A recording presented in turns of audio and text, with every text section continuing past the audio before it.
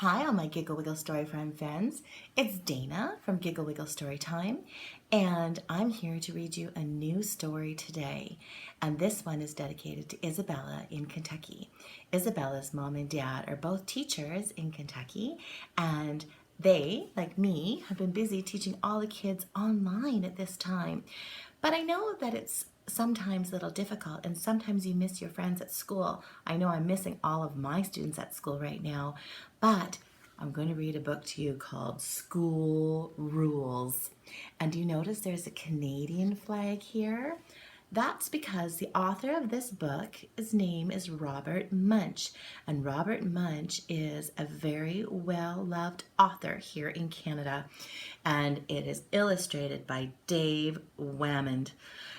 Usually, Robert Munsch has his illustrator friend Michael Marchenko illustrate his books, but this time he's asked a different friend to illustrate this book for him called School Rules. And so I'm sure school here in Canada looks very much the same as it does in the United States, and we're just going to find out what happens in this book by Robert Munsch and illustrated by Dave Whamond. Here we go. Cassandra hid underneath her desk and did not go home when the janitor with the tattoos on his arm mopped the floor. Oh, and there's a gerbil over there. And I know that Isabella sometimes goes to school with her mom and dad, and it's kind of fun, but I don't think she's scared of the janitor. Cassandra hid underneath her desk and did not go home even when the slightly scary principal turned off all the lights and locked the front door. Uh-oh. So look at that. She's hiding under the desk and the principal turned off the lights. She's like, I'm going to chill here in the classroom. Cassandra finally got out from underneath her desk and turned on the lights and pulled out all her favorite stuff. Oh, look at that. She's working with geoshapes. She's dancing with the class gerbil. She's reading her books in story time corner. And she's doing her math. She loves doing math.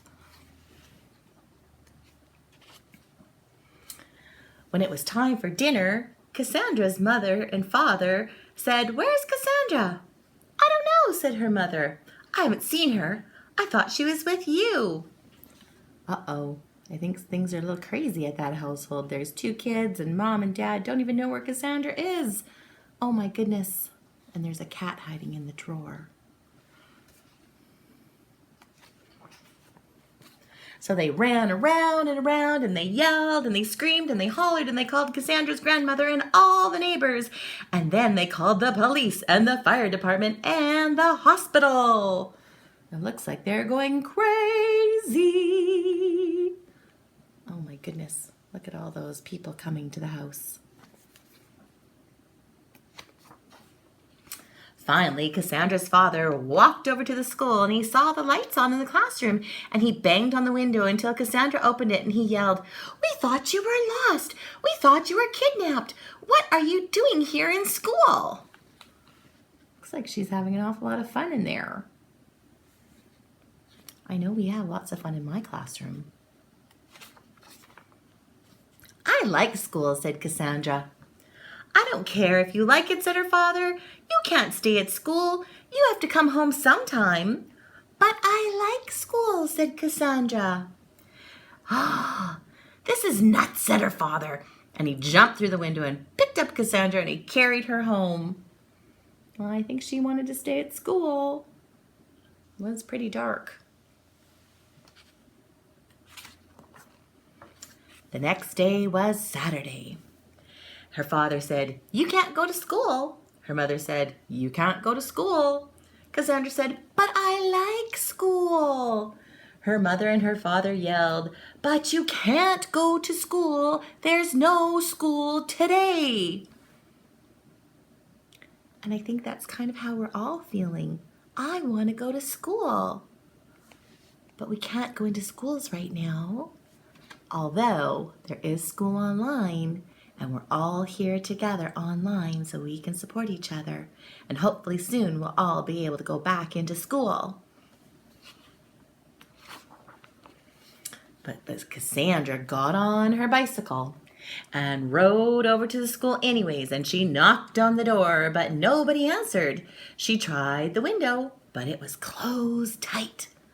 So there goes Cassandra on her bicycle, and there she goes and checks the window.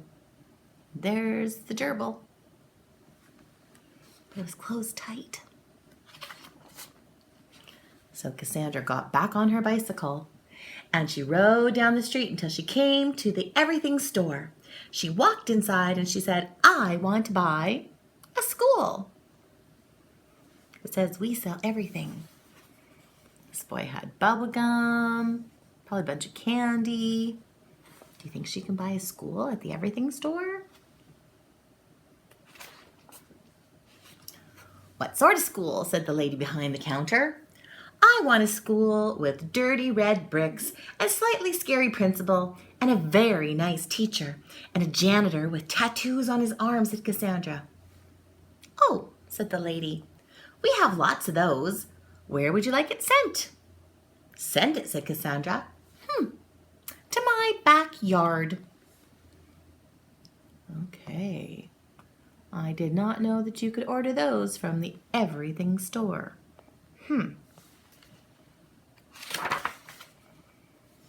And look, when Mom and Dad woke up, what was being constructed in their backyard? Looks like a school to me. The next day was Sunday, and Cassandra's mother and father got up and went downstairs. They looked out the window and they saw a school with dirty red bricks sitting in their backyard. There was a janitor out front cleaning the windows, and her father looked at her mother, and her mother looked at her father, and they both yelled, "Cassandra!" Oh my goodness. I think I would like to have a school in my backyard. And it even says Cassandra's school. She looks very, very, very happy to have a school in her backyard. Cassandra came running downstairs and she said, "Oh, my school! It came! This is wonderful!" She ran out the back door and said hi to the janitor and got scolded by the principal for being late for school. She went into the classroom with a really nice teacher, and at recess she told all her friends how to buy a school of their very own. Look at that. That's pretty exciting.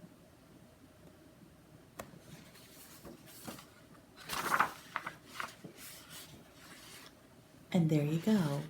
Everyone had a school in their backyard. But you know, we all have a school in our living room via the computer.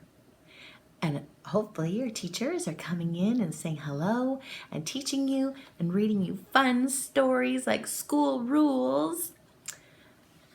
And very, very soon we'll all get back together again and be in our big school all together with the principals and the janitors and the teachers and our friends and our students and all of our classroom pets. And we'll all be back together again and we'll all be having a great time. But until then, all of us teachers are saying hello to all of our students through the internet in their living rooms. So Isabella in Kentucky, I hope you really like this book by Robert Munsch called School Rules. And I know that your mom and dad who are teachers are having a great time teaching you. So, we'll see you later. Bye, Giggle Wiggle Storytime friends. Bye-bye.